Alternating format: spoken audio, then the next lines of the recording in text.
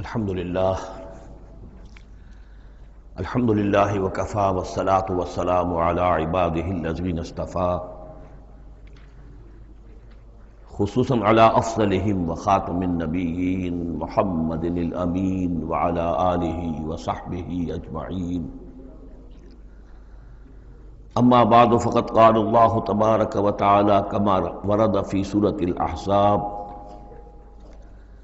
اعوذ باللہ من الشیطان الرجیم بسم اللہ الرحمن الرحیم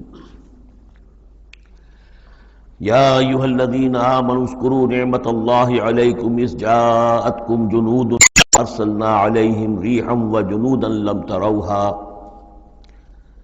وکان اللہ بما تعملون بصیرا صدق اللہ العظیم رب اشرح لی صدری ویسر لی امری واحلل عقدۃ من لسانی یفقہوا قولی اللہم ربنا الہمنا رشدنا واعذنا من شرور انفسنا اللہم ارنا الحق حقا وارزقنا اتباعه وارنا الباطل باطلا وارزقنا اجتنابه اللہم وفقنا لما تحب وترضى اللہم ربنا آنس وحشتنا فی قبورنا وارحمنا بالقرآن العظیم اللہم اجعلہ لنا اماما ونورا وہدا ورحمہ اللہم ذکرنا منہ ما نسینا وعلمنا منہ ما جہلنا وارزقنا تلاوتہ آناء اللیل واطراف النہار واجعلہ لنا حجتا یا رب العالمین آمین۔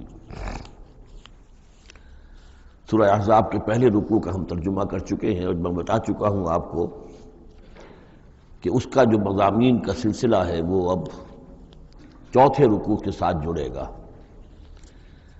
درمیان میں جو دو رکوع آئے ہیں، دوسرا اور تیسرا، یہ دونوں غزوہ احزاب کے ضمن میں ہیں۔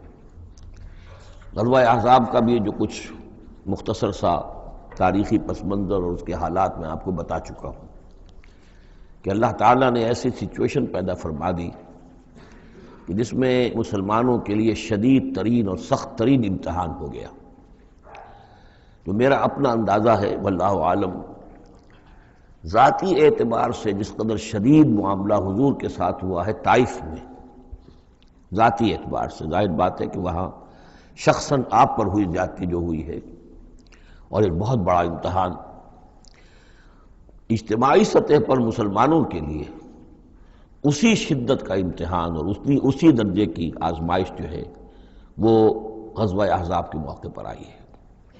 12,000 کا لشکر آ کر مدینے کو گھیر کر پڑ گیا ہے، اور یہ کہ مدینے میں نہ صرف یہ کہ کل نفری 3,000 کی ہے جس میں منافقین بھی ہیں، پھر یہ کہ ان کی پشت پر وہ ایک قبیلہ جو ہے یہود کا بنو قریظہ، ابھی تک اس نے بدعہدی نہیں کی تھی لیکن اب پورا اندیشہ تھا کہ بدعہدی کرے گا، اور وہ چنانچہ اسی محاصرے کے دوران میں اس نے بدعہدی کی بھی، اور ان کی سلسلہ جنبانی ہو بھی گئی تھی باہر سے آنے والے جو حملہ آور تھے ان کے ساتھ۔ بہرحال اس صورتحال میں جبکہ رسد کی بہت کمی تھی، شدید قحط کی کیفیت تھی، شدید سردی کا موسم ہے، سردی میں ویسے بھی انسان کو غذا کی زیادہ ضرورت ہوتی ہے، اس حال میں پھر خندق کھودنی پڑی مسلمانوں کو۔ تو یوں سمجھیے کہ جو شدید ترین امتحان ہو سکتا تھا وہ اللہ نے لے لیا، جس کا نتیجہ کیا نکلا؟ جو منافق اپنے دلوں میں نفاق کو چھپائے ہوئے تھے وہ نفاق ظاہر ہو گیا، ان کی زبانوں پر آ گیا، اور یہی اصل میں آزمائش کا اصل مقصود ہے، لیمیز الخبیث من الطیب، کہ اللہ تعالیٰ خبیث کو اور طیب کو علیحدہ علیحدہ کر دے، ممیز کر دے۔ جیسا کہ سورہ عنکبوت کے ہم نے پہلے رکوع میں 2 مرتبہ وَلَيَعْلَمَنَّ اللَّهُ الَّذِينَ صَدَقُوا وَلَيَعْلَمَنَّ الْكَاذِبِينَ وَلَيَعْلَمَنَّ الَّذِينَ آمَنُوا وَلَيَعْلَمَنَّ الْمُنَافِقِينَ۔ اللہ تعالیٰ واضح کر دے گا، کھول کر رکھ دے گا کہ کون ہیں سچے اور کون ہیں جھوٹے، یعنی کون ہے حقیقتاً مومن اور کون ہے منافق۔ تو اس کا یہ فنومینن ہے، یہ گویا کہ جیسے کہ اس وقت سن 5 نبوی میں شدید ترین حالات ہو گئے تھے غلاموں کے لیے، نوجوانوں کے لیے۔ ظاہر بات ہے کہ حضور پر تو اس طرح کی دست درازی نہیں کر سکتے تھے مکے کے لوگ، لیکن غلام تھے یا نوجوان تھے، ان کے اوپر جو ہے جس شدید قسم کی آزمائش آ گئی تھی، اسی طرح کی گویا کہ آزمائش سن 5 نبوی میں یہ غزوہ احزاب کی شکل میں مدنی دور میں آ گئی ہے۔ یہ 5 ہجری ہے، وہ 5 نبوی ہے۔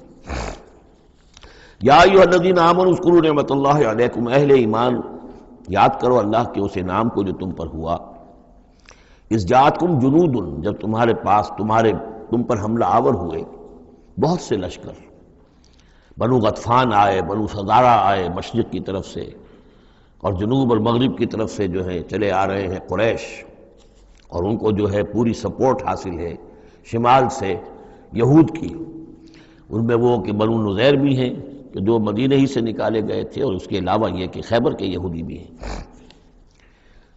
فارسلنا علیہم ریحًا، تو جب وہ لشکر آ گئے تم پر حملہ آور ہوئے تو ہم نے ان پر ایک آندھی بھیج دی، ایک تیز جھکڑ بھیج دیا، وجنودا لم تروہا، وہ آندھی تو تم نے بھی دیکھی کہ آندھی آئی ہے، لیکن یہ کہ اور لشکر بھی ہم نے اتارے تھے جو تم نے نہیں دیکھے، یعنی فرشتے۔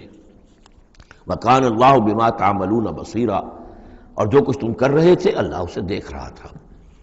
کون اب کس کے منہ پر، کس کی زبان پر نفاق آ گیا ہے، کس کا ایمان اور پختہ ہو گیا ہے۔ تو یہ ایک جملے میں گویا کہ پوری داستان کو تو اللہ نے سمجھ لیا۔ 20-25 دن تک محاصرہ رہا، اکا دکا مبارزت ہوئی۔ عمرو بن عبد ود آیا، وہ ان کا بہت ہی پورے عرب کا معنی ہوا جو ہے، وہ شہ سوار بھی تھا اور بہت بڑا وہ لڑاکا آدمی، 90 برس کی عمر، لیکن یہ کہ اس کے مقابلے میں آنے کی کوئی جرت نہیں کرتا تھا۔ جب وہ آیا ہے اور اس نے اپنے گھوڑے کو وہ ایڑ لگائی ہے کہ چھلانگ مار کر پوری جو تھی وہ خندق اس کو پار کر کے آ گیا، اور اکیلا ادھر آ کے کھڑا ہو گیا کہ آؤ کوئی ہے تمہارا مقابلہ وہ جو مجھ سے کر سکے۔ بہرحال سب لوگ ششدر حیران تھے کہ اب اس کے مقابلے میں کون جائے۔ بالآخر حضرت علی نکلے رضی اللہ تعالیٰ عنہ، تو حضرت علی نے اس سے کہا، بلکہ اس نے کہا کہ میرے مقابلے میں جو کوئی بھی آتا ہے، میری عادت ہے یہ کہ میں اسے پہلے 3 مواقع دیتا ہوں کہ وہ کوئی درخواست مجھ سے کرے جو منظور کر لوں۔ حضرت علی نے کہا میری پہلی درخواست یہ ہے کہ تم ایمان لے آؤ۔ میں کہا نہیں یہ نہیں ہو سکتا۔ اچھا دوسری درخواست میری یہ ہے کہ تم جنگ سے واپس چلے جاؤ۔ انہوں نے کہا یہ بھی نہیں ہو سکتا۔ تیسری بولو۔ تو حضرت علی نے فرمایا اچھا آؤ اب پھر مقابلے میں آؤ، یہ تیسری درخواست یہ ہے کہ آؤ مجھ سے مقابلہ کرو۔ تو وہ ہنسا، قہقہ لگایا کہ میرا اندازہ نہیں تھا کہ پورے عرب میں کوئی شخص مجھے یہ بھی کہہ سکتا ہے کہ مجھ سے آؤ مقابلہ کرو۔ بہرحال حضرت علی نے اسے واصل جہنم کیا رضی اللہ تعالی عنہ وارضاہ۔ تو اس قسم کی اکی دکی مبارزتیں ہوئیں، کوئی باقاعدہ جس کو کہتے ہیں کوئی مٹ بھیڑ لشکروں کی وہ نہیں ہو سکی، لیکن یہ کہ 25 دن کا محاصرہ طول کھینچ گیا تھا۔ ادھر وہ حضرت نعیم ابن مسعود اشجعی نے جو بھی کچھ سلسلہ جنبانی کیا، کوئی سری جھوٹ تو نہیں بولا، لیکن یہ کہ ایک طوریے کے انداز میں ایسی شکل پیدا کر دی کہ جس سے بنی قریظہ کے اور ان کے درمیان بھی کم سے کم بد اعتمادی ضرور پیدا ہو گئی فوری طور پر۔ پھر وہ آندھی آئی شدید، اور اللہ نے جو فرشتے بھیجے انہوں نے کیا کیا یہ ہمیں نہیں معلوم، کیا شکل اختیار کی کہ بہرحال وہ سب کے سب اپنے پڑاؤ اٹھا کر اور چلے گئے۔ لیکن جو اس دوران صورت رہی ہے اس کا نقشہ کھینچا جا رہا ہے، اس جاؤکم من فوقکم ومن اسفل منکم، جبکہ وہ آئے لشکر تمہارے اوپر سے بھی تمہارے نیچے سے بھی۔ یہ جو جغرافیائی جو سلسلہ ہے عرب کا، میں نے کئی دفعہ آپ کو بتایا ہے کہ شمالاً جنوباً یہ جو حجاز کا پہاڑی سلسلہ چلتا ہے شمالاً جنوباً، اسی میں مکہ ہے، طائف ہے، مدینہ ہے، اسی کے آخر میں اوپر جا کر تبوک ہے۔ تو اس پہاڑی سلسلے اور ساحل کے درمیان ایک میدان ہے، یہ تہامہ کہلاتا ہے، تہامہ نیچے ہے، بہرحال میدان ہے وہ، تو اب پہاڑی سلسلہ آیا۔ پھر یہ کہیں 30 میل، کہیں 40، کہیں 50 میل چوڑا جو یہ پہاڑی سلسلہ، اس کے بعد جو آتا ہے وہ سطح مرتفع ہے، وہ اونچی سطح ہے، لیکن مرتفع اس میں پہاڑی سلسلہ نہیں ہے، سطح ہے۔ تو اس جاؤکم من فوقکم، تو گویا کہ جو ادھر سے آئے ہیں وہ اوپر سے آئے ہیں، جو مشرق سے آئے، بنو غطفان وغیرہ کے جو قبائل آئے، اور من اسفل منکم نیچے سے جو تہامہ کی طرف سے ہو کر آئے ہیں وہ قریش کا لشکر جو ہے کہ جو مکے سے ہو کر آیا ہے۔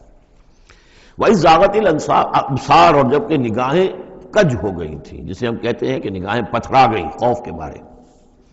وَبَلَغَتِ الْقُلُوبُ الْحَنَاجِرَ، اور جب دل جو ہے وہ حلق میں آ گئے تھے، ہنسلیوں میں آ کر پھنس گئے تھے۔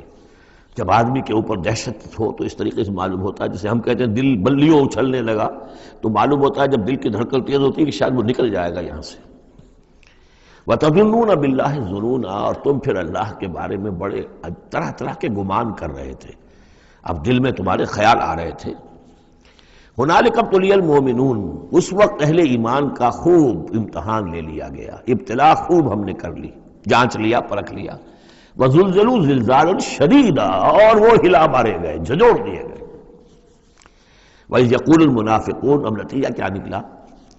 جبکہ کہہ رہے تھے وہ منافق، وَالَّذِينَ فِي قُلُوبِهِم مَرَضٌ، اور جن کے دلوں میں روگ تھا، مَا وَعَدَنَا اللَّهُ وَرَسُولُهُ إِلَّا غُرُورًا، ہم سے اللہ اور اس کے رسول نے جو وعدے کیے تھے جھوٹے ثابت ہوئے، ہمیں سبز باغ دکھا کے مروا دیا اللہ نے اور اس کے رسول نے۔ ہم سے کہا تھا کیسر و کسریٰ کی سلطنتیں تمہارے قلبوں میں آئیں گی، ہم سے کہا تھا اللہ کی مدد آئے گی، یہ کہاں اللہ کی مدد آئی؟ بعض منافقین نے کہا ہمارا حال تو یہ کہ ہم قضاء حاجت کے لیے باہر نہیں جا سکتے ہیں، ہم مدینے کے اندر محصور ہو گئے ہیں۔ ظاہر بات ہے کہ سینیٹیشن کا بھی کوئی نظام نہیں تھا، کس قدر وہاں پر اس سے ایک مسئلہ پیدا ہو چکا ہو، باہر نکل نہیں سکتے بالکل، تو قضاء حاجت وغیرہ بھی وہیں ہو رہی ہے۔ یہ ان کے منہ پر جو ہے، ان کی زبانوں پر جو اندر کا خبث تھا، اندر کی گندگی تھی، زبانوں پر آ گئی۔ ما وعدنا اللہ ورسولہ الا غرورا، نہیں وعدہ کیا تھا ہم سے اللہ اور اس کے رسول نے مگر جھوٹا، دھوکے کا وعدہ۔ وَإِذْ قَالَتْ طَائِفَةٌ مِّنْهُمْ يَا أَهْلَ يَثْرِبَ، اور جبکہ ان میں سے ایک گروہ یہاں تک کہہ رہا تھا اے یثرب والو، لا مقام لکم فارجعوا، اب تمہارا کوئی ٹھکانہ نہیں ہے، لوٹ جاؤ یہاں سے، کہاں تم مقابلہ کر سکتے ہو؟ یہ 12,000 کا لشکر آ گیا، کوئی ممکن ہے؟ کوئی امکان تمہیں نظر آتا ہے؟ تو کسی طریقے سے کہیں سے بھاگنے کے لیے راستہ تلاش کرو۔ وَيَسْتَأْذِنُ فَرِيقٌ مِّنْهُمْ النَّبِيَّ، اور ان میں سے ایک گروہ جو ہے آ کر نبی سے اجازت طلب کر رہا تھا، یقولون ان بیوتنا عورا، اور وہ کہہ رہا تھا کہ ہمارے تو گھر کھلے پڑے ہوئے ہیں، یعنی گھروں کو اندیشہ ہے، گھروں کے اوپر پیچھے سے بنو قریظہ کے لوگ حملہ آور ہو جائیں، ہماری عورتیں وغیرہ جو ہم نے چند حویلیوں کے اندر جن کو جمع کیا ہے، آپ نے یہی کیا تھا حضور نے صلی اللہ علیہ وسلم، خواتین کو بچوں کو ایک ایسی جگہ پر کہ جہاں وہ وسطی علاقہ تھا مدینے کا، اور وہاں بڑی کوئی حویلی تھی اس میں جمع کر دیا تھا۔ تو وہ تو ہمیں تو اندیشہ ہے، ہمارے گھر خالی پڑے ہوئے ہیں، اس کے اوپر حملہ ہو سکتا ہے۔ وما ہی اب عورا، حالانکہ وہ نہیں کھلے پڑے ہوئے تھے، اللہ تعالیٰ نے اور اللہ کے رسول نے پہرے وغیرہ کا بندوبست کیا ہوا تھا۔ ان یریدون الا فرارا، حقیقت میں وہ فرار چاہتے تھے، بھاگنا چاہتے تھے، یہ تو بہانہ تھا جو بنا رہے تھے، اصل میں جنگ سے پیٹھ دکھا کر بھاگنا مقصود تھا۔ وَلَوْ دُخِلَتْ عَلَيْهِمْ مِنْ أَقْطَارِهَا، اور اگر کہیں داخلہ ہو ہی گیا ہوتا دشمن کا اس مدینے کے اندر اس کے چاروں طرف سے، ثُمَّ يُسْئِلُ الْفِتْنَةَ، اور پھر ان سے مطالبہ کیا جاتا فتنے کا، یعنی ارتداد کا۔ اگر یہ مشرکین کی فوجیں جو ہے کہیں خدا نخواستہ مدینے میں داخل ہو جاتی اور اب وہ کہتی کہ یا تو مرتد ہو جاؤ اور یا ہم تمہیں قتل کرتے ہیں، تو وہ ما تلبسوا الا لآتوها، وہ اس فتنے کو قبول کر لیتے، مرتد ہو جاتے، وما تلبسوا بها الا یسیرا، اور تھوڑی سی دیر بھی نہ لگاتے، بہت ہی تھوڑا سا وقفہ، یعنی وہ ایمان ان کے دلوں میں اس کی جڑیں گہری تھی نہیں، تو وہ مرتد ہونے کے لیے تیار تھے۔ وَلَقَدْ كَانُوا عَاهَدُوا اللَّهِ مِنْ قَبْلُ، حالانکہ چونکہ وہ مسلمان تھے تو انہوں نے عہد کیا تھا اللہ سے اس سے قبل، لا یولون الادبار، کہ وہ کبھی پیٹھ نہیں دکھائیں گے، جب بھی حق و باطل کا مقابلہ ہوگا پیٹھ نہیں دکھائیں گے۔ وَكَانَ عَهْدُ اللَّهِ مَسْئُولًا، اور یقیناً اللہ کے ساتھ جو عہد کیا گیا اور پھر اس کے بارے میں باز پرس ہوتی ہے کہ وہ عہد پورا کیا گیا یا نہیں کیا گیا۔ قُلْ لَن يَنفَعَكُمُ الْفِرَارُ إِنْ فَرَرْتُم مِّنَ الْمَوْتِ، اے نبی ان سے کہہ دیجئے کہ تمہیں یہ بھاگنا اور فرار مفید نہیں ہو سکتا اگر تم موت سے بھاگ رہے ہو، اب القتل یا قتل سے، اس لیے کہ موت تو ہر جگہ آ سکتی ہے۔ وَإِذًا لَا تُمَتَّعُونَ إِلَّا قَلِيلًا، اور آج موت نہ آئی، فرض کیجئے اس موقع پر نہ آئی، تب بھی آخر دنیا میں کوئی سامان رسنے بسنے کا جو ہے رہنے کا وہ آخر لامحدود تو نہیں ہے۔ لا طلب ثم لا تمتعون الا قلیلا، نہیں تمہیں ساز و سامان ملے گا دنیا کی زندگی کا مگر تھوڑا سا، کچھ دن اور جی لو گے۔ قل من ذا الذی یعصمکم من اللہ، ان سے پوچھئے کون ہے وہ جو تمہیں اللہ سے بچا سکے، ان اراد بکم سوءا، اگر اللہ ہی نے فیصلہ کر لیا ہو تمہارے بارے میں کسی بری چیز کا، او اراد بکم رحمہ، اور اگر اللہ نے رحمت کا فیصلہ کیا ہو تو کون ہے جو اس کی رحمت کے آڑے آ سکے۔ ولا یجدون لهم من دون اللہ ولیا ولا نصیرا، اور یہ نہیں پائیں گے اللہ کے مقابلے میں نہ کوئی ولی حمایتی اور نہ مددگار۔ قد یعلم اللہ المعوقین منکم، تم میں سے اے نام نہاد مسلمانوں، اے منافقوں، ہمیں خوب معلوم ہے، اللہ کو خوب معلوم ہے کہ کون ان میں سے روکتے ہیں دوسروں کو کہ مت جاؤ، محاذ پر مت جاؤ۔ جیسا کہ میں بتا چکا ہوں کہ دو طرف تو حرات تھے، ادھر سے حفاظت تھی، پیچھے بنو قریظہ تھے، چونکہ وہ معاہد تھے، ان سے معاہدہ تو موجود تھا، لہذا اس اعتبار سے بظاہر وہ بھی محفوظ تھا، ادھر سے حملہ نہیں ہو سکتا تھا، اگرچہ اندیشہ ہر وقت تھا کہ کبھی وہ بھی دغا دیں تو پھر یہ ہے کہ چکی کے دو پارٹوں کے درمیان مسلمان آ جائیں گے۔ لیکن جو سامنے کا علاقہ تھا وہاں وہ خندق جو ہے کھود دی گئی، اور خندق سے ادھر جو ہے وہ مسلمان مورچہ لگا کے بیٹھے ہوئے، تو اب اس جو بھی وہ محاذ بنتا تھا اس پر کوئی نہیں جاتا تھا، روکتے تھے ادھر مت جاؤ، کہاں جا رہے ہو؟ قد یعلم اللہ المعوقین منکم، تم میں سے جو لوگ روکتے ہیں دوسروں کو، والقائلین لاخوانہم ہلم الینا، اور جو کہتے ہیں اپنے بھائیوں سے آؤ ہماری طرف آؤ، گھروں میں گھس جاؤ، چھپ جاؤ، تمہارا جو ہے کہیں نام و نشان نہ رہے، کہاں جا رہے ہو موت کے منہ میں، ولا یاتون الباس الا قلیلا، اور وہ نہیں آتے، حاضر نہیں ہوتے جنگ میں، یعنی میدان جنگ میں جہاں پر کہ فوجوں کا پڑاؤ ہے، آمنے سامنے کا معاملہ، مگر کبھی کسی وقت شاذ۔ اشیحۃ علیکم، اے مسلمانوں یہ تمہارے حق میں بہت بخیل ہیں، کوئی خیر نہیں چاہتے تمہارے لیے، یہ خیر خواہ نہیں ہے، تمہارے بدخواہ ہیں۔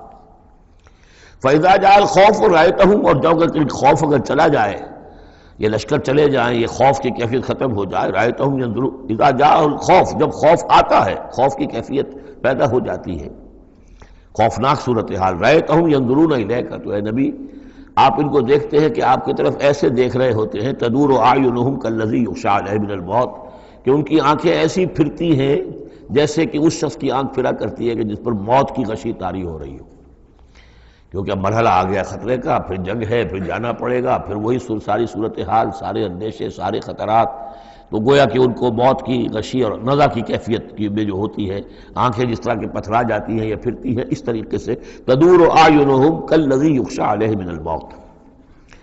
فاذا ذهب الخوف، اور جب خوف چلا جائے، ختم ہو جائے، یعنی وہ صورتحال جیسے کہ بعد میں ہو گئی کہ چلے گئے لشکر، جب چلے گئے تو اب ان کا طریقہ کار کیا ہے؟ وَإِذَا ذَهَبَ الْخَوْفُ سَلَقُوكُمْ بِأَلْسِنَةٍ حِدَادٍ، اب وہ تم پر پل پڑتے ہیں اپنی لوہے کی زبانوں کے ساتھ، یعنی زبانیں قینچیوں کی طرح چلنی شروع ہو جاتی ہیں، مسلمانوں پر تنقید بھی ہے، اپنے ایمان کا اظہار بھی ہے، چرب زبانی بھی ہے، تو حداد لوہے کی جیسے ان کی زبانیں لوہے کی ہوں، تو ہمارے محاورے میں قینچی کی طرح زبان کا چلنا۔ سلق جو ہے عربی محاورے میں، عربی لغت میں آتا ہے بسطن بقہر اما بالید او باللسان، کسی کے پر حملہ آور ہونا یا ہاتھ سے یا زبان سے، تو سلقوکم بألسنۃ حداد اشیحۃ علی الخیر، اور پھر جو بھی کوئی مال غنیمت ہوگا اس کے اوپر یہ ایسے ہوں گے، جھکے پڑیں گے کہ مال سارا ہمیں ہی مل جائے۔ اولئک لم یؤمنوا، یہ وہ لوگ ہیں کہ جو حقیقتاً ایمان نہیں لائے۔ فاحبط اللہ اعمالہم، تو اے نبی انہوں نے اس کیفیت میں جو بھی کوئی نیکیاں کی ہیں، بظاہر نیکیاں، آپ کے امامت میں نمازیں بھی تو پڑھی ہیں نا انہوں نے، آخر مدینہ منورہ میں وہ نمازیں پڑھتے تھے منافق، کس کی امامت میں؟ محمد رسول اللہ کی امامت میں، کس مسجد میں؟ مسجد نبوی میں، لیکن ان کے سارے اعمال حبط ہو گئے۔ فاحبط اللہ اعمالہم، اللہ نے ان کے تمام اعمال اکارت کر دی۔ وَكَانَ ذَلِكَ عَلَى اللَّهِ يَسِيرًا، اور یہ چیز اللہ پر بہت آسان ہے۔ يَحْسَبُونَ الْأَحْزَابَ لَمْ يَذْهَبُوا، جبکہ جا چکے ہیں لشکر، ان کا حال یہ ہے کہ ان کے اوپر ابھی تک خوف طاری ہے، جیسے ہوتا ہے کہ کسی بڑے حادثے کے بعد بھی بہت دیر تک اعصاب کے اوپر جو ہے وہ ایک طرح کی کپ کپی طاری رہتی ہے، انسان کے سنسناہٹ سی رہتی ہے، اتنا بڑا حادثہ ہوا ہے۔ يَحْسَبُونَ الْأَحْزَابَ لَمْ يَذْهَبُوا، یہ سمجھتے ہیں کہ وہ گئے نہیں ہیں، کہیں ادھر چھپ گئے ہوں، کہیں پھر دوبارہ آ رہے ہوں، کہیں حملہ دوبارہ تو نہیں کر رہے ہیں، یہ کوئی ان کے ٹیکٹیکل موو تو نہیں تھی کہ ذرا پیچھے ہٹ کے پھر حملہ آور کریں۔ يَحْسَبُونَ الْأَحْزَابَ لَمْ يَذْهَبُوا، یہ سمجھتے ہیں کہ وہ لشکر گئے نہیں ہیں۔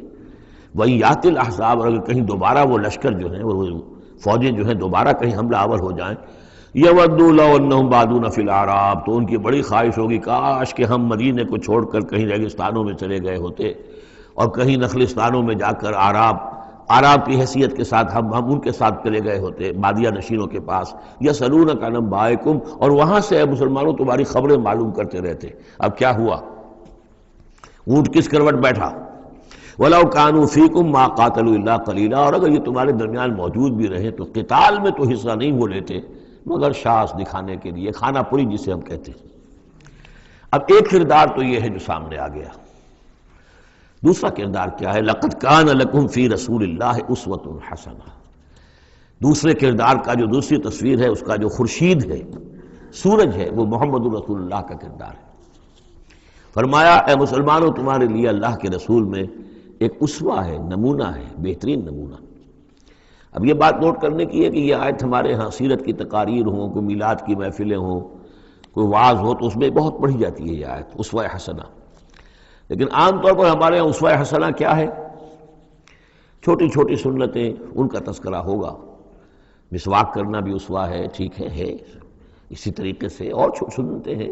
مسجد میں داخل ہو تو داہنا پاؤں آگے آنا چاہیے، بایاں نہیں، ٹھیک ہے، ہونا چاہیے. ایک شخص کو کرنا چاہیے، اہتمام کرنا چاہیے. حضور کا یہی معمول تھا. یہ سب بھی اسوے میں شامل ہے. اصل اسوہ یہ ہے کفر کے مقابلے میں جان ہتھیلی پر رکھ کر میدان میں آنا. یہ ہے اسوہ. یہ اسوہ ہماری نگاہوں سے اوجھل. محمد رسول اللہ کا مثالی کردار کس اعتبار سے؟ جب بھوک تھی شدید، حضور کو بھی بھوک تھی اور فاقہ تھا. جب صحابہ نے آ کے شکایت کی کہ حضور ناقابل برداشت ہو گئی ہے یہ بھوک، دیکھیے ہم نے اپنے پیٹوں پر پتھر باندھے ہوئے ہیں تاکہ یہ کہ معدے کو وہ جو ہنگر کنٹریکشنز ہوتی ہیں وہ نہ ہو. اس کو کم سے کم جھوٹا ہی صحیح ایک دلاسا ہو کہ کچھ بوجھ ہے میرے اوپر. وہ بوجھ چاہے پتھر کا ہو، کھانے کا نہ ہو.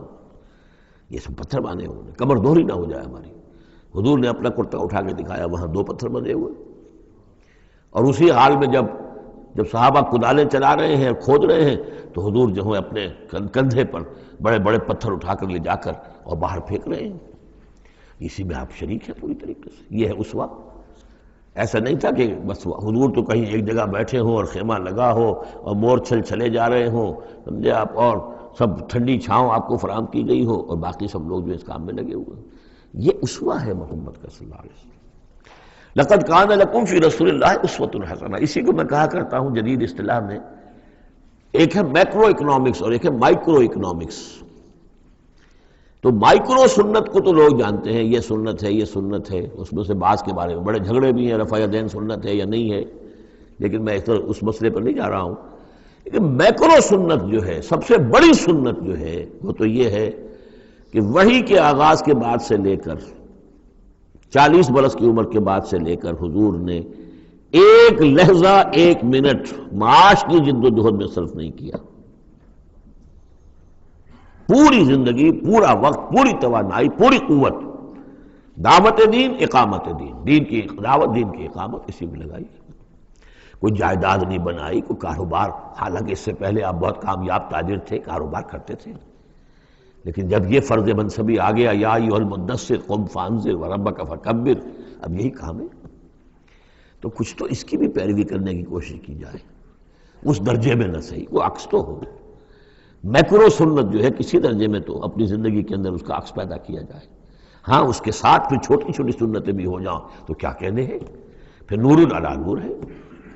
لیکن یہ اس میکرو سنت کا تو ہے ہی نہیں. اپنے تو ساری توانائی، ساری طاقت، سارا وقت دنیا بنانے میں، اور یہ کہ وہ مسواک کر لی تو سمجھا کہ میں نے تیر مار لیا، 100 شہیدوں کا ثواب مل گیا مجھے، میں نے مسواک کیے، میں نے برش نہیں کیا. اور بعض لوگ تو پھر مسواک اپنی جیب میں اس طرح رکھتے ہیں کہ جیسے قومی نشان ہمارا، یہ اس طریقے سے تاکہ معلوم ہو جائے کہ یہ شخص جو ہے سنت رسول کا یہ جو ہے پابندی کرنے والا ہے. سنت ہے. تو لقد کان لکم فی رسول اللہ اسوۃ حسنۃ لمن کان یرجو اللہ والیوم الآخر. بڑی اہم آیت ہے یہ. اسوہ تو حضور کا اپنی جگہ پر مکمل ہے، کامل ہے، لیکن یہ کس کے لیے اسوہ ہے؟ جو یہ 2 شرطیں پوری کرے، 3 شرطیں. جو اللہ سے ملاقات کا امیدوار ہے، اللہ سے محبت کرتا ہے اور یوم آخر پر یقین رکھتا ہے، اور ذکر اللہ کثیرا، اور ذکر کرتا ہے اللہ کا کثرت کے ساتھ.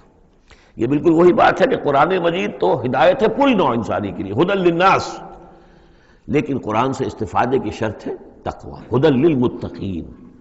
تو جو ربط و تعلق ہے ان 2 آیتوں میں وہی سمجھیے کہ اپنی جگہ پر حضور کی زندگی ایک اسوہ کاملہ ہے، مکمل، لیکن اس سے استفادے کی شرائط ہے. لمن کان یرجو اللہ والیوم الآخر وذکر اللہ کثیرا. اب یہ اہل ایمان، حضور کے بعد اہل ایمان کا تذکرہ ہو رہا ہے. محمد الرسول اللہ والذین معہ. اب معہ جو تھے اہل ایمان.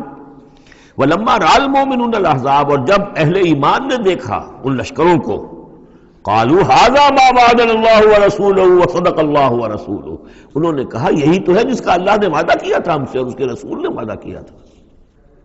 اب دیکھیے ایک ہی سچویشن ہے، اس کا ری ایکشن کس قدر ایک دوسرے سے مختلف ہے. معلوم ہے یہ مسئلہ ہے انسان کا اندرونی. یضل بہ کثیرا ویہدی بہ کثیرا. تو جیسے قرآن کے بارے میں آیا اسی طریقے سے اس سچویشن سے بھی انہوں نے کیا کہا؟ ہم نے تو سنا ہوا ہے، پہلے ہی اللہ نے کہہ دیا تھا وَلَنَبْلُوَنَّكُمْ بِشَيْءٍ مِّنَ الْخَوْفِ وَالْجُوعِ وَنَقْصٍ مِّنَ الْأَمْوَالِ وَالْأَنفُسِ وَالثَّمَرَاتِ، یہ قرآن مجید میں سورہ بقرہ میں آیت نہیں آ چکی تھی؟ لَتُبْلَوُنَّ فِي أَمْوَالِكُمْ فِي أَنفُسِكُمْ وَأَمْوَالِكُمْ، یہ کیا سورہ آل عمران میں آیت نہیں آ چکی تھی؟ یہ تو چیزیں وہی تو ہیں جس کا کہ ہم سے وعدہ کیا تھا۔ وَلَمَّا رَأَى الْمُؤْمِنُونَ الْأَحْزَابَ، جب دیکھا اہل ایمان نے ان احزاب کو، قالوا هذا ما وعدنا اللہ ورسولہ وصدق اللہ ورسولہ، اور بالکل صحیح کہا تھا اللہ نے بھی اور بالکل صحیح فرمایا تھا اس کے رسول نے بھی، وما زادہم الا ایمانا وتسلیما، اور نہیں ہوا ان میں کسی شے کا اضافہ مگر ایمان اور تسلیم، ایمان کے ساتھ تسلیم، سر تسلیم خم، سر تسلیم خم ہے جو مزاج یار میں آئے، جو اللہ کی طرف سے فیصلہ ہے، جیسا کہ ہم پڑھ چکے ہیں سورہ توبہ میں، اگرچہ سورہ توبہ تو بہت بعد میں نازل ہوگی، ابھی 4 سال بعد میں اس سورہ مبارکہ کے وہ زمانہ نزول کے اعتبار سے، لیکن ہم تو پڑھ چکے ہیں ہر طرح موسم بنا اللہ احد الحسنیین، ہمارے لیے تم کیا اندازہ کس چیز کا انتظار کر سکتے ہو سوائے 2 نہایت اعلیٰ ترین صورتوں کے، ہم سب کے سب شہید ہو جائیں تب بھی ہماری کامیابی ہے، اور ہم کامیاب ہو کر آ جائیں تو تب تو تم بھی مانو گے کامیابی ہے، اس لیے ہمیں تو کوئی اندیشہ ہی نہیں۔ تو اس میں تسلیم ان کے اندر، اور ہم بھی تسلیم کی خو ڈالیں گے، بے نیازی تیری عادت ہی صحیح۔ من المؤمنین رجال صدقوا ما عاہدوا اللہ علیہ، اہل ایمان میں وہ جمع مرد لوگ ہیں رضی اللہ تعالی عنہم وارضاہم اجمعین، صدقوا ما عاہدوا اللہ علیہ، جنہوں نے سچا کر دکھایا وہ عہد جو انہوں نے اللہ سے کیا تھا۔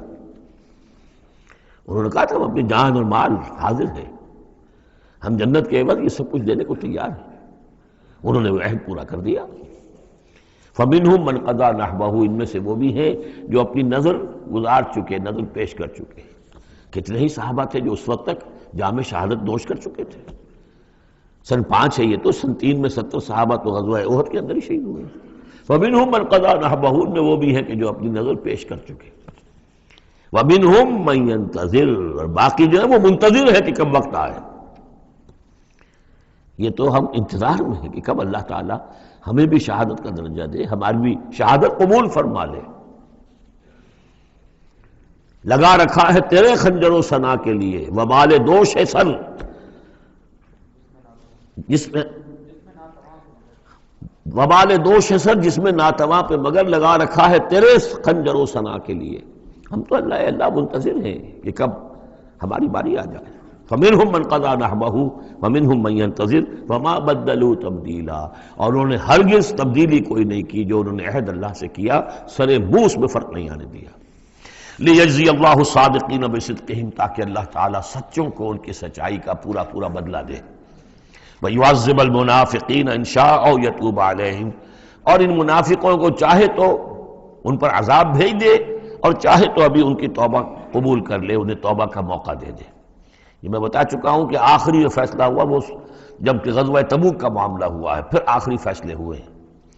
یا سورہ نساء جو ہے اس کے اندر بھی وہ آیت آ گئی تھی کہ فی الدرک الاسفل من النار، لیکن آخری چیز کہ اے نبی استغفر لہم او لا تستغفر لہم ان تستغفر لہم 70 مرۃ فلن یغفر اللہ لہم، کہ اب آپ ان منافقوں کے لیے استغفار کریں یا نہ کریں، اگر 70 مرتبہ بھی استغفار کریں گے تب بھی اللہ ان کو معاف نہیں فرمائے گا۔ ان اللہ کان غفور الرحیم، یقینا اللہ غفور الرحیم ہے۔ ورد اللہ الذین کفروا، اللہ نے لوٹا دیا ان کافروں کو جو چڑھ کر آئے تھے بڑے شان و شوکت کے ساتھ، وہ پورے لشکر جو ہے سب چلے گئے بغیظہم، وہ اپنے غصے کو ساتھ ہی لے گئے۔ وہ غصہ جو ہے وہ نکالے بغیر، یا تو کوئی جنگ ہوتی، کچھ وہ قتل عام کرتے تو کچھ غصہ ان کا نکلتا، اللہ نے ان کو ان کے غصے کے ساتھ ہی واپس کر دیا۔ ورد اللہ الذین کفروا بغیظہم لم ینالوا خیرا، انہیں کوئی خیر حاصل نہ ہو سکا، کوئی فتح ہوتی، کوئی کارنامہ سر انجام دیا ہوتا، کچھ نہیں۔ وکفى اللہ المؤمنین القتال، اور اللہ کافی رہا اہل ایمان کی طرف سے قتال کے لیے۔ اہل ایمان کو تو جنگ کی نوبت ہی نہیں آئی، کھلی جنگ تو ہوئی نہیں، اللہ نے خود ہی آندھی بھیج کر اور جو بھی اپنی خفیہ تدابیر ہیں، جو بھی اپنی مدد تھی فرشتوں کے ذریعے سے، اللہ تعالیٰ نے گویا کہ اہل ایمان کو اس امتحان میں سے تو گزار دیا، باقی یہ کہ کوئی غزو نہیں پہنچنے دیا۔ وَكَانَ اللَّهُ قَوِيًّا عَزِيزًا، اور یقیناً اللہ تعالیٰ قوی اور عزیز ہے، زبردست ہے، قوت والا ہے۔ وَأَنزَلَ الَّذِينَ ظَاهَرُوهُمْ، اب یہ دوسرا ہے، اس کا جو ضمیمہ ہے غزوہ احزاب کا، وہ غزوہ بنی قریظہ ہے۔ روایات میں آتا ہے کہ حضور نے غزوہ، جب یہ لشکر چلے گئے، غزوہ احزاب ختم ہو گیا، تو آ کر واپس گھر آ کر اپنے ہتھیار وغیرہ اتارے، زرہ اتاری، تو حضرت جبرائیل آئے کہ آپ نے ہتھیار اتار دیے، ہم نے تو ابھی اتارے نہیں ہیں، ابھی بنو قریظہ کو کیفر کردار تک پہنچانا ہے۔ انہوں نے جو غداری کی اس موقع پر، اپنے عہد کو توڑا ہے، اس کی سزا انہیں دینی ہے۔ چنانچہ حضور نے حکم دیا کہ اب کوئی مسلمان جو ہے عصر کی نماز نہ پڑھے یا کوئی مغرب کی نماز نہ پڑھے، جو بھی کوئی وقت معین کیا، جب تک کہ وہ بنی قریظہ کے علاقے میں پہنچ نہ جائے۔ وہاں جا کر اب وہاں جا کے پھر ان کا گھیراؤ کیا گیا، محاصرہ ہوا۔ وہ محاصرہ بھی خاصا طویل ہوا، ان کا قلعہ بڑا مضبوط تھا، لیکن تنگ آ کر بالآخر انہوں نے ہتھیار ڈال دیے، اور یہ کہا کہ سعد بن معاذ جو رئیس اوس تھے اور ان کے حلیف تھے، اوس کے قبیلے کے ساتھ ان کی پرانی جو ہے وہ حلیفی تعلقات تھے، حلیفانہ تعلقات، کل جو وہ فیصلہ کر دیں گے ہمیں منظور ہوگا۔ تو حضرت سعد بن معاذ رضی اللہ تعالی عنہ، جو تورات میں فیصلہ لکھا ہوا ہے بد عہدی کا، کہ قوم اگر تمہارے ساتھ بد عہدی کرے اور اس کے بعد اللہ تمہیں اس پر فتح دے دے تو کیا کرو، اس کے مطابق فیصلہ سنایا کہ ان کے جتنے جوان ہیں اس قبیلے کے جو جنگ کرنے کے قابل ہیں ان کو قتل کر دیا جائے، اور باقی جو ان کے بوڑھے ہوں یا اور ہوں، مرد ہوں، بچے ہوں، عورتیں ہوں، ان کو جو ہے غلام بنا لیا جائے، ان کا سارا مال ضبط ہو جائے گا۔ تو بدترین سزا جو ہے ان تین قبیلوں میں سے، جن میں سے ایک قبیلہ تھا بنی قینقاع کا، ایک تھا بنو نضیر، یہ دونوں تو صرف جلا وطن ہوئے ہیں، لیکن بدترین سزا پھر ان کو دی گئی ہے۔ وَأَنزَلَ الَّذِينَ ظَاهَرُوهُم مِّنْ أَهْلِ الْكِتَابِ، اور اللہ نے اتار لیا ان کو کہ جنہوں نے گٹھ جوڑ کیا تھا ان کے ساتھ، کافروں کے ساتھ، مشرکین کے ساتھ، اہل کتاب میں سے، من سیاسیہم، ان کے قلعوں سے، قلعوں میں تو تھے، گڑھیاں تھیں ان کی، لیکن اس سے پھر اتر آئے، ہتھیار ڈال دیے۔ وَقَذَفَ فِي قُلُوبِهِمُ الرُّعْبَ، اور اللہ نے ان کے دلوں میں رعب ڈال دیا۔ فَرِيقًا تَقْتُلُونَ، تو اب تم ایک ان میں سے کچھ کو تم قتل کر رہے ہو، وَتَأْسِرُونَ فَرِيقًا، اور کچھ کو تم نے اسیر بنا لیا ہے اور قیدی بنا لیا ہے، حضرت سعد بن معاذ کے فیصلے کے مطابق۔ وَأَوْرَثَكُمْ أَرْضَهُمْ وَدِيَارَهُمْ، اللہ نے تمہیں وارث بنا دیا ان کی زمینوں کا بھی اور ان کے مکانوں کا، گھروں کا، ان کے قلعوں کا، وَأَمْوَالَهُمْ، اور ان کے اموال کا، وَأَرْضًا لَّن تَطَئُوهَا، اور ابھی بہت سی زمینیں ہیں جن پہ ابھی تمہارے قدم نہیں گئے، اللہ تعالیٰ تمہیں وہ دے گا۔ چنانچہ اس کے بعد اللہ نے فتح دینی جو شروع کی ہے۔ غزوہ احزاب جو ہے در حقیقت یہ ایک ٹرننگ پوائنٹ تھا حضور کی سیرت کے اندر، اس لیے کہ اس کے بعد حضور نے کہہ بھی دیا تھا، غزوہ احزاب کے بعد صحابہ کو خوشخبری دے دی تھی، لن تغزوکم قریش بعد عامکم ھذا، مسلمانوں اس سال کے بعد اب قریش تم پر دوبارہ حملہ آور نہیں ہوں گے۔ ان کی آخری یہ اٹیمپٹ تھی جو انہوں نے کر لی ہے، اب ان میں ہمت نہیں ہوگی کہ وہ دوبارہ چڑھائی کر کے آئیں، وَلَكِنَّكُمْ تَغْزُونَهُمْ، بلکہ اب تم چڑھائی کرو گے۔ وہ چڑھائی اگلے ہی سال سن 6 میں حضور نے کی، لیکن حضور نے کس طرح کی چڑھائی کی کہ عمرے کے لیے جا رہے ہیں ہم، تو ہتھیار نہیں ہے، ہتھیار بند ہے، احرام باندھا ہوا ہے۔ اب ایک ایسی سچویشن پیدا ہوئی مکے والوں کے لیے، نہ وہ نگلا جائے نہ اگلا جائے، کہ ان کی پرانی روایات ہیں یہ کہ کسی کو بھی عمرے کے لیے، حج کے لیے کوئی آئے اسے نہیں روک سکتے، لیکن مسلمانوں کو کیسے آنے دیں، اور روکے تو کیسے روکیں؟ بالآخر انہوں نے فیصلہ کیا ہم کسی ضرورت نہیں آنے دیں گے۔ ادھر حضور نے پھر جو ہے بیعت لے لی کہ اب یہاں سے ہم کوئی بھی زندہ نہیں جائے گا، سب جانے یہیں دے دیں گے۔ بیعت علی الموت، بیعت رضوان جو ہوئی اس موقع پر، وہ بیعت علی الموت تھی، یہیں پر جانے دے دیں گے۔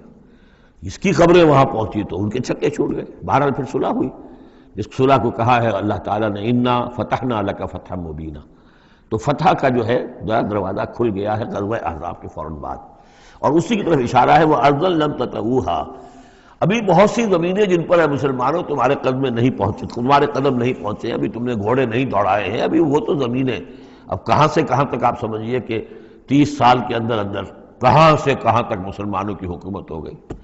تو وہ سارا اشارہ اس میں ہے، خاص طور پہ خیبر سن 7 میں یہودیوں کا گڑھ پتہ ہو گیا۔ وَكَانَ اللَّهُ عَلَىٰ كُلِّ شَيْءٍ قَدِيرًا، اور اللہ تعالیٰ ہر چیز پر قادر ہے۔ اب یہاں سے وہ مضمون شروع ہو رہا ہے کہ جو پہلے رکوع میں تھا، کچھ جو مجلسی اصلاحات ہیں، یوں سمجھیے کہ ان کی پہلی قسط وہ ہے جو سورہ احزاب میں آ رہی ہے۔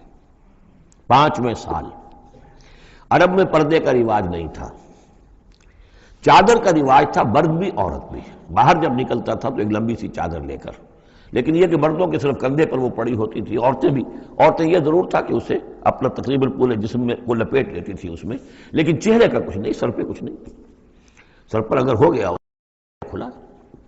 یہ وہاں کے رواج تھے، گھروں میں بے دھڑک جا رہے ہیں آ رہے ہیں، اور جو بھی تھا وہاں پر جو صورتحال تھی۔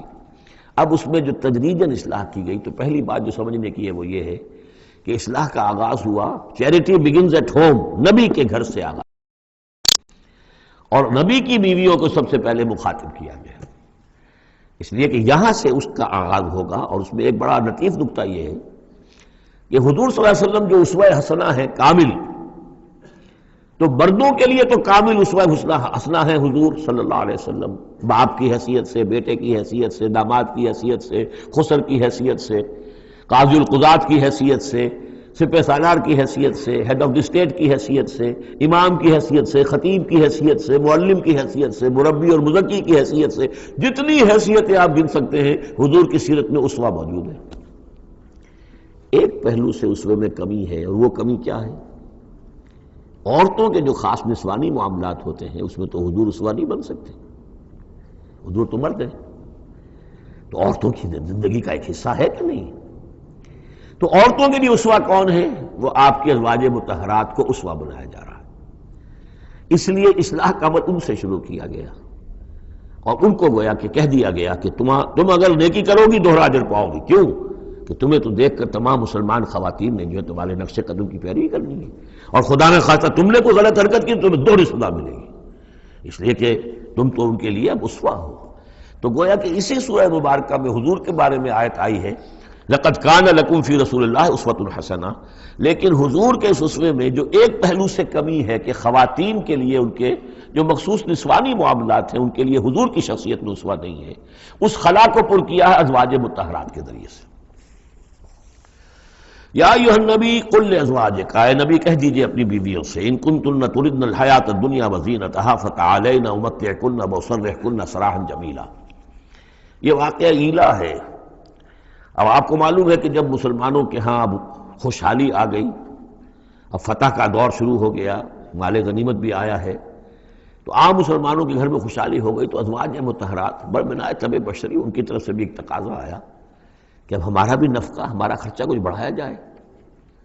اس مطالبے کو حضور نے اتنا ناپسند کیا کہ قسم کھا لی کہ 1 مہینے تک میں گھر میں کسی گھر میں نہیں جاؤں گا، کسی اپنی اہلیہ محترمہ سے ملاقات نہیں کروں گا، اور مسجد کے ساتھ ہی ایک بالا خانہ سا تھا، اس میں آپ نے اپنا جو ہے وہ قیام کر لیا، تو ایک طوفان مچ گیا مدینے میں۔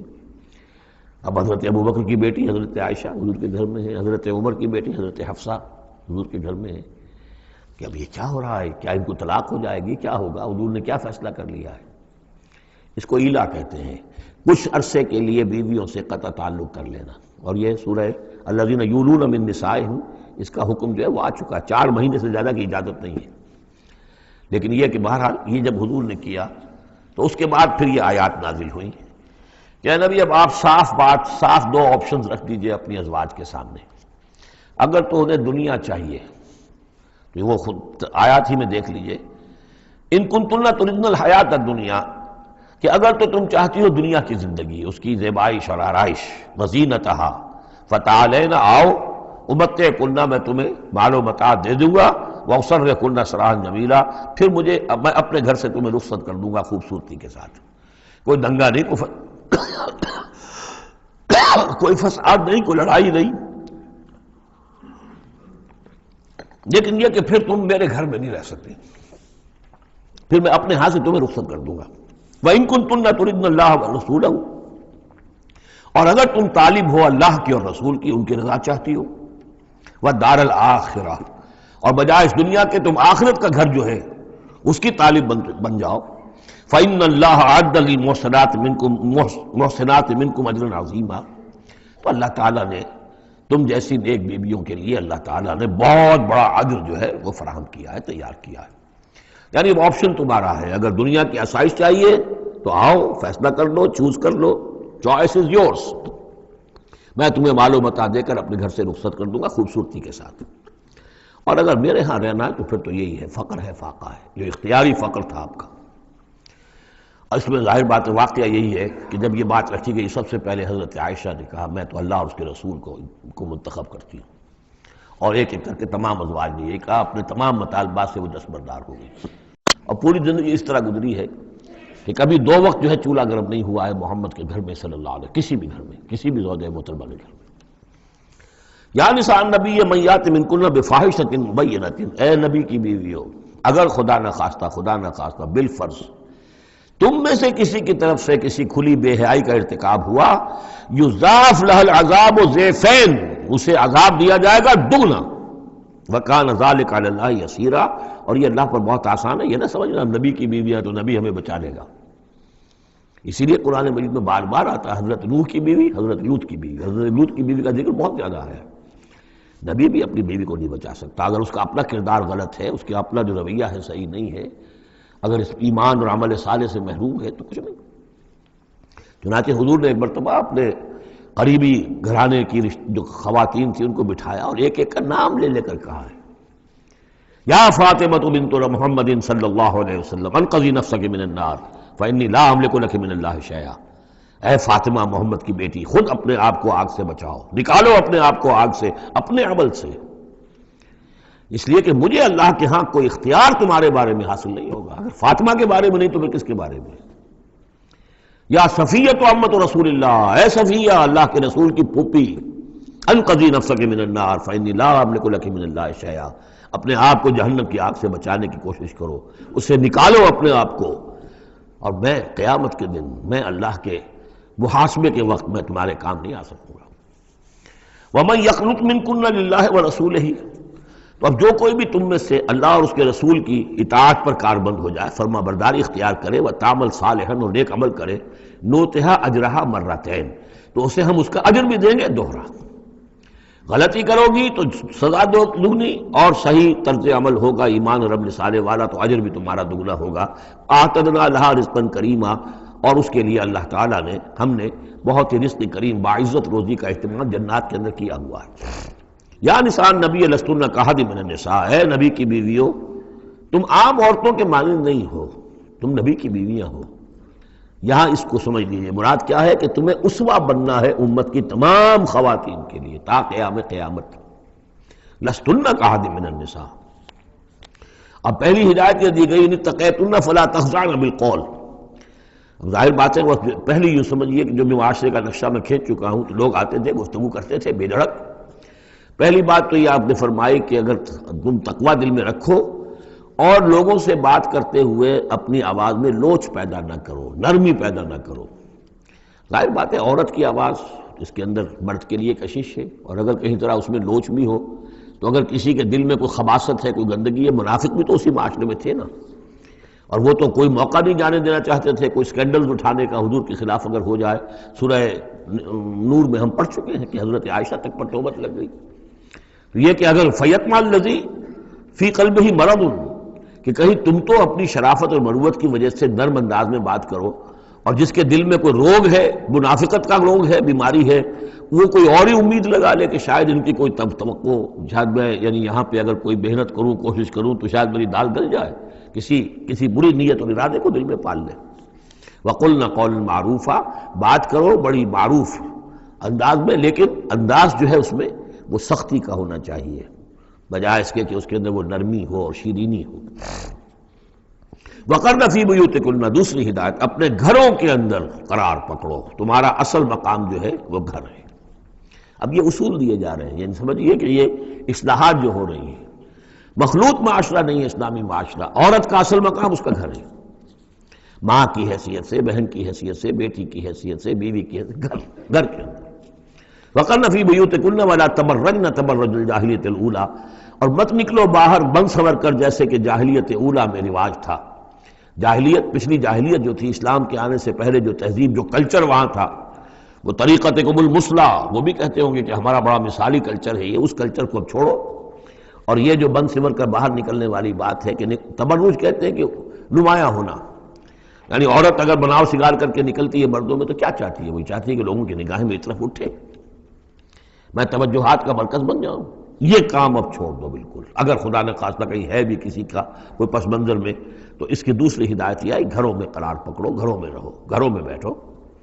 وَقَرْنَ فِي بُيُوتِكُنَّ وَلَا تَبَرَّجْنَ تَبَرُّجَ الْجَاهِلِيَّةِ الْأُولَىٰ وَأَقِمْنَ الصَّلَاةَ وَآتِينَ الزَّكَاةَ وَأَطِعْنَ اللَّهَ وَرَسُولَهُ، اور نماز قائم کرو اور زکوٰۃ ادا کرو اور اللہ کی اور اس کے رسول کی اطاعت پر کاربند رہو. انما یرید اللہ لیذھب عنکم الرجس اہل البیت ویطہرکم تطہیرا. اے نبی کے گھر والو، یا اہل البیت اب آ گیا یہاں پہ، نبی کے گھر والو، اس سے پہلے ہم پڑھ چکے ہیں. یہ اہل البیت حضرت سارہ کو خطاب کیا تھا فرشتوں نے کہ سلام ہو آپ کو اے نبی کے گھر والو اہل البیت. اور یہاں ساری گفتگو جو ہو رہی ہے وہ حضور کے ازواج سے ہو رہی ہے. تو اہل بیت اصلاً ہیں حضور کی ازواج مطہرات. البتہ یہ ہم مانتے ہیں کہ حدیث ہے حضور نے یہ چاہا ہے، جو آپ کو محبت تھی حضرت فاطمہ سے، حضرت علی سے اور حضرات حسنین سے رضی اللہ تعالیٰ عنہم، آپ نے فرمایا اللہم ہؤلاء اہل بیتی، اے اللہ یہ بھی میرے اہل بیت ہے. بس یہاں پر بھی کا اضافہ کر لیجئے، کوئی حرج نہیں. اصل اہل بیت ازواج مطہرات ہے، لیکن اے اللہ یہ بھی میرے اہل بیت ہے. تو فرمایا اے نبی کے گھر والوں، یعنی اے نبی کی بیویوں، اللہ تعالیٰ یہ چاہتا ہے کہ تم سے ہر نوع کی برائی کو، گندگی کو بالکل دور کر کے تمہیں پاک اور صاف کر دے. یطہرکم تطہیرا، پوری طرح پاک اور صاف کر دے. کیوں؟ تمہیں اسوہ بننا ہے، تمہیں نمونہ بننا ہے. نمونہ تو بے داغ ہونا چاہیے، جیسے محمد رسول اللہ صلی اللہ علیہ وسلم کی شخصیت ہے، آئیڈیل پرسنالٹی، آئیڈیل، تو آئیڈیل تو بے داغ ہونا چاہیے.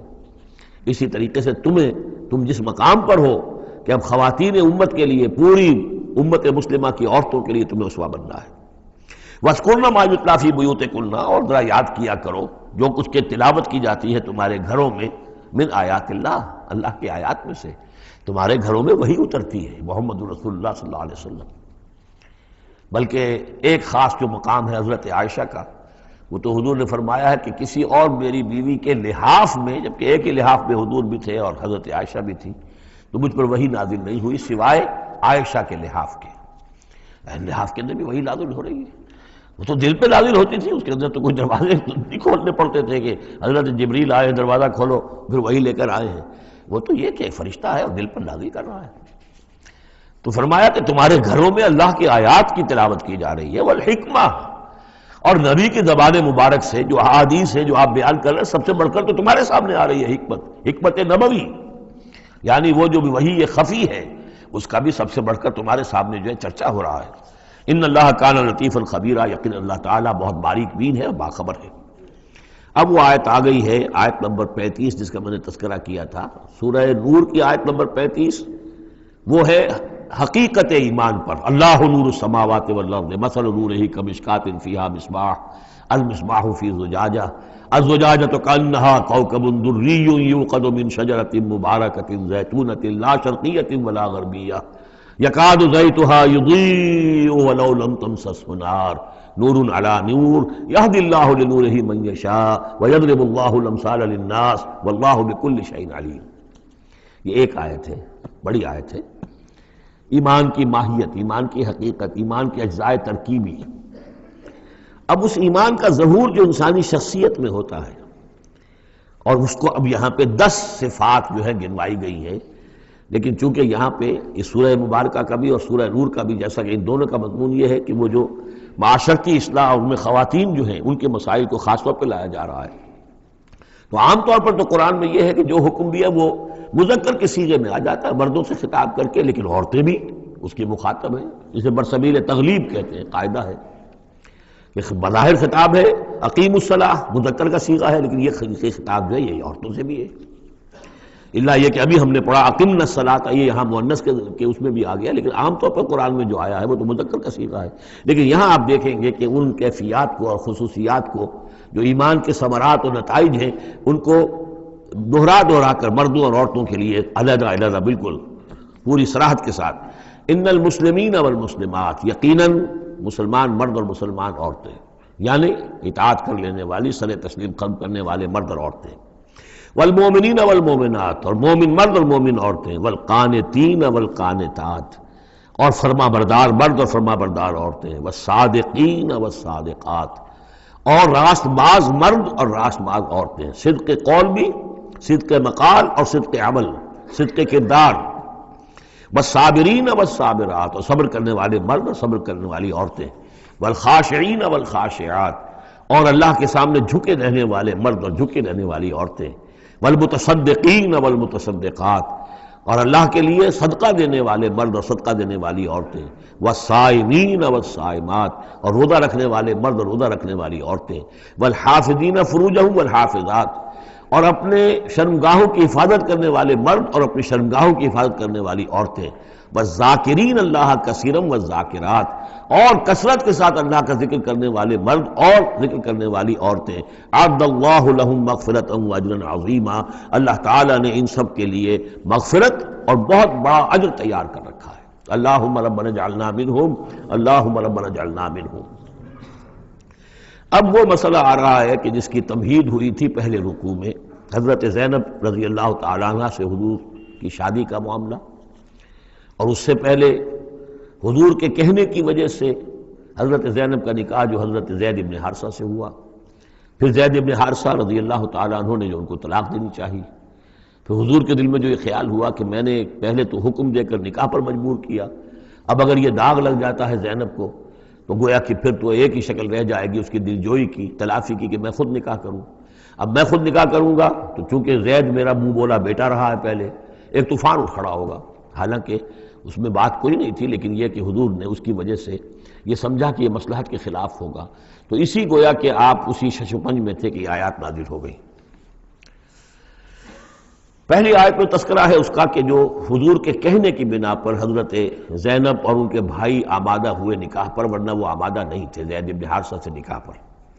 وما كان لمؤمن ولا مؤمنة اذا قضى الله ورسوله امرا ان يكون لهم الخيرة من امرهم، یہ کسی بھی مومن مرد اور کسی بھی مومن عورت کے لیے یہ روا نہیں ہے کہ جب اللہ اور اس کا رسول کسی شے کا فیصلہ کر دیں تو پھر بھی انہیں یہ خیال ہو کہ ہمارے پاس آپشن باقی ہے، ہمیں اختیار حاصل ہے۔ وَمَن يَعْصِ اللَّهَ وَرَسُولَهُ فَقَدْ ضَلَّ ضَلَالًا بَعِيدًا، جو اللہ اور اس کے رسول کی نافرمانی کریں گے انہوں نے تو گویا کہ بہت بڑی گمراہی جو ہے وہ حاصل کر لی۔ تو یہ گویا کہ ایک تو یہ کہ اس کو عام ہم لیں گے تو یہ ہر معاملے کے اوپر ہے کہ اللہ اور اس کے رسول کے فیصلے کے بعد پھر میں یہ سمجھوں کہ میرے پاس کوئی آپشن ہے، تو اس کا مطلب ہے کہ میں اللہ کا انکار کر رہا ہوں، رسول کا انکار کر رہا ہوں۔ پس منظر میں وہی ہے کہ حضور کی فرمائش جو تھی ابتداءً تو چونکہ امیمہ ابن عبد المطلب حضور کی پھپھی تھیں جن کی بیٹی ہیں حضرت زینب، اب یوں سمجھیے کہ قریش کا اونچا خاندان ہے، اور ادھر یہ ہے کہ حضرت زید ابن حارثہ غلام رہے ہیں، اگرچہ تھے شریف خاندانوں میں سے عرب کے، لیکن کبھی انہیں کہیں پکڑ کر کہیں کسی نے لا کر غلام بنا کر بیچ دیا تھا تو داغ تو لگ گیا غلامی کا، اور اس معاشرے میں وہ داغ پھر دھلتا نہیں تھا ایک دفعہ لگ جانے کے بعد۔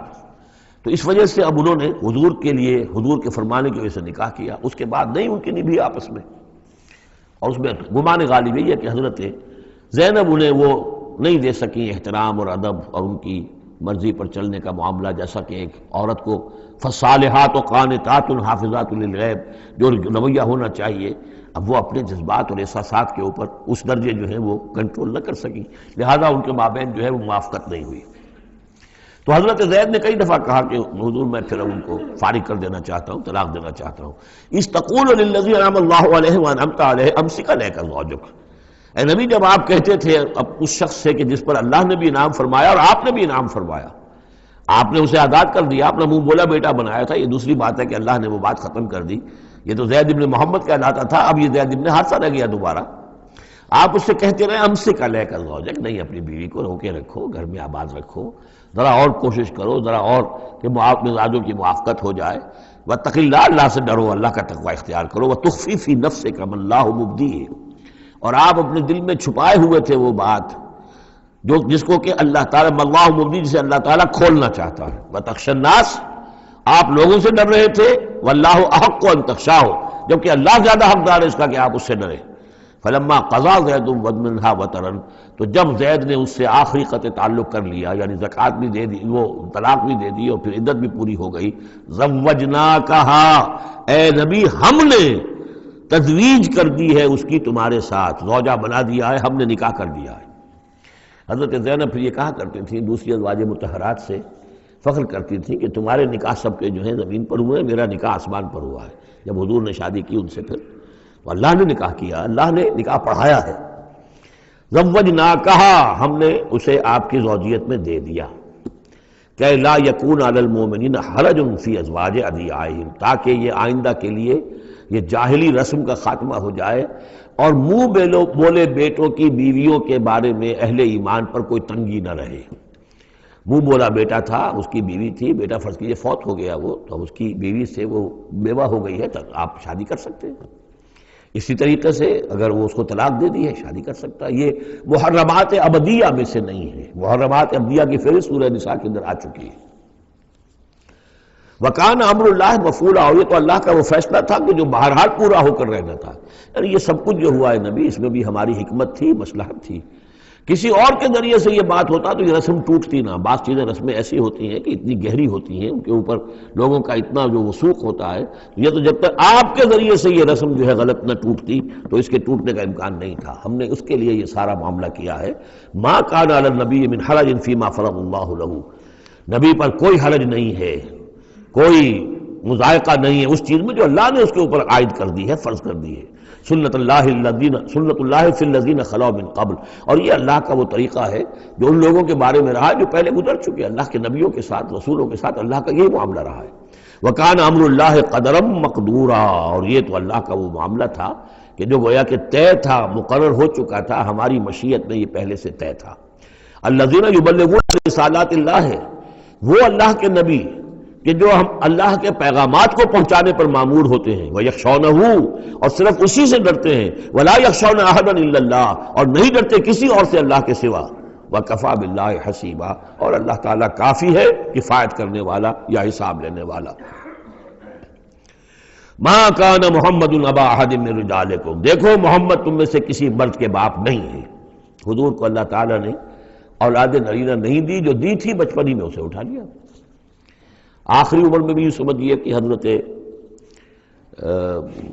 ان کا نام کیا تھا، ماریہ قبطیہ، ان کے بطن سے حضرت ابراہیم کی ولادت ہوئی ہے۔ اور یہ ایک عجیب مسئلہ ہے کہ حضرت ابراہیم کے عقد میں یا آپ کے نکاح میں آئیں ہاجرہ، وہ بھی مصر کی تھیں، اسماعیل کی ولادت ہوئی۔ اسماعیل کی نسل میں حضور ہیں صلی اللہ علیہ وسلم، پھر مصر ہی سے ایک ماریہ قبطیہ آ رہی ہیں، اور ان کے بطن سے جو بیٹا ہوا اس کا نام حضور نے ابراہیم رکھا۔ اور حضور کو بہت محبوب بھی تھا، لیکن وہ بہت ہی چھوٹا ہستہ تھا، بچپن میں ہی فوت ہو گیا ہے، اور حضور کو اس کا افسوس بھی ہوا۔ یا ابراہیم انا لفراقک محزونون، یا ابراہیم ہم تمہاری جدائی سے بڑے محزون ہیں، ہمیں رنج ہے۔ بہرحال ما کان محمد ابا احد من رجالکم، تمہارے مردوں میں سے کسی کے باپ نہیں ہے۔ یہ زید بن حارثہ کے باپ نہیں ہے۔ زید بن حارثہ منہ بولا بیٹا تھا، اب جب کہ ہم نے حکم نازل کر دیا ہے اب وہ سارا سلسلہ منقطع ہو گیا۔ ولیکن رسول اللہ و خاتم النبیین، بلکہ یہ اللہ کے رسول ہیں اور نبیوں کی مہر ہیں۔ اب نبوت ختم ہو رہی ہے ان پر، اب کوئی نبی آنے والا نہیں، لہذا جتنی بھی رسومات جاہلیت کی تھیں اگر ان کے ذریعے سے وہ ختم نہ ہو تو پھر کس کے ذریعے سے ختم ہوگی؟ یہ ہے اس میں جو دلیل مضمر ہے کہ یہ جو کڑوا گھونٹ ہے محمد صلی اللہ علیہ وسلم تو آپ کو کرنا ہی تھا، اس لیے کہ یہ جاہلانہ رسمیں جو ہیں اگر آپ اس کے اندر یہ اقدام نہ کرتے اور آپ نے اپنے منہ بولے بیٹے کی بیوی سے اگر شادی نہ کی ہوتی تو یہ رسم ختم نہیں ہو سکتی تھی۔ اور یہی بات بتائی جا رہی ہے لوگوں کو، ما کان محمد ابا احد من رجالکم ولکن رسول اللہ و خاتم النبیین، وہ تو اللہ کے رسول ہیں اور خاتم النبیین۔ اب اس میں ایک بڑا باریک نقطہ ہے، وہ نوٹ کر لیجئے، رسالت حضور کی دائم و قائم ہے، چل رہی ہے ابھی تک۔ فرق صرف یہ ہے کہ اس وقت تک براہ راست آپ بنفس نفیس اپنی رسالت کے فرائض ادا کر رہے تھے، اب بائی پروکسی ہے، اب امت کے ذریعے سے ہے۔ جو بھی آپ کے امتی ہیں، جو بھی دین کے خادم ہیں، جو بھی قرآن کے پیغام کو پہنچا رہے ہیں، جہاں تک پہنچا رہے ہیں وہ رسالت محمدی کا پیغام پہنچ رہا ہے، رسالت محمد کی ہے صلی اللہ علیہ وسلم۔ جیسے کہ ہم نے سورہ انعام میں آیت پڑھی تھی، اوحی الی ھذا القرآن لانذرکم بہ ومن بلغ، اے نبی ان سے کہہ دیجئے یہ قرآن مجھ پر وحی کیا گیا ہے تاکہ اس کے ذریعے سے میں تمہیں بھی خبردار کر دوں اور جسے بھی یہ قرآن پہنچ جائے۔ اسی لیے امت کو آپ ہدایت دے کر گئے تھے، فَلْيُبَلِّغِ الشَّاهِدُ الْغَائِبَ، اب یہ تمہارا کام ہے اس قرآن کی تبلیغ کرو اور پہنچاؤ، جو بھی یہاں نہیں ہے ان تک پہنچاؤ۔ تو گویا کہ رسالت محمدی ختم نہیں ہوئی ہے، رسالت محمدی تو چل رہی ہے، لہذا ختم کا لفظ جو آیا ہے وہ رسالت کے ساتھ نہیں آیا، نبوت کے ساتھ آیا۔ نبوت ختم ہو گئی جب وحی کا دروازہ بند ہو گیا، نبوت ختم ہو گئی۔ نبوت محمدی آپ کی ذات کے ساتھ تھی. وہ جیسے ہی آپ کی ذات جو ہے وہ اس دنیا سے اس نے پردہ کیا، اس کے ساتھ ہی آپ کی وہ نبوت کا دروازہ بند ہو گیا. لیکن رسالت محمدی وہ تو دائم و قائم ہے. اسی لیے یاد دیکھیے وَلَٰكِن رسول اللہ ہے وَخَاتَمَ النَّبِيِّينَ، آپ تو اللہ کے رسول ہیں اور دائم ہے اور قائم ہے، اور خاتم النبیین ہے اور نبیوں کی مہر ہے. وَكَانَ اللَّهُ بِكُلِّ شَيْءٍ عَلِيمًا، اور یقیناً اللہ تو ہر چیز کا علم رکھنے والا ہے. صدق اللہ العظیم. میرے حساب میں